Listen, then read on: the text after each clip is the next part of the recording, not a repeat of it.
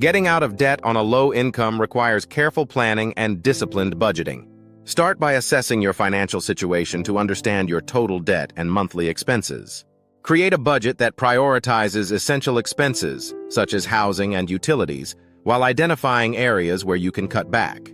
Consider implementing the snowball method, where you focus on paying off the smallest debts first. This can provide motivation as you achieve quick wins. Alternatively, the avalanche method targets debts with the highest interest rates, potentially saving you more money in the long run. Explore options for increasing your income, such as part-time work, freelance opportunities, or selling unused items.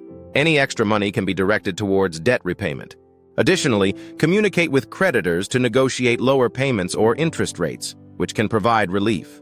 Utilize community resources, such as financial counseling services, to gain insights and support tailored to your situation.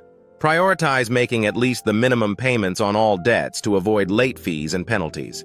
Stay committed to your plan by tracking your progress and celebrating small victories along the way. Remember that getting out of debt is a gradual process that requires persistence and patience. By making informed decisions and maintaining a proactive approach, it is possible to achieve financial stability and eventually break free from debt.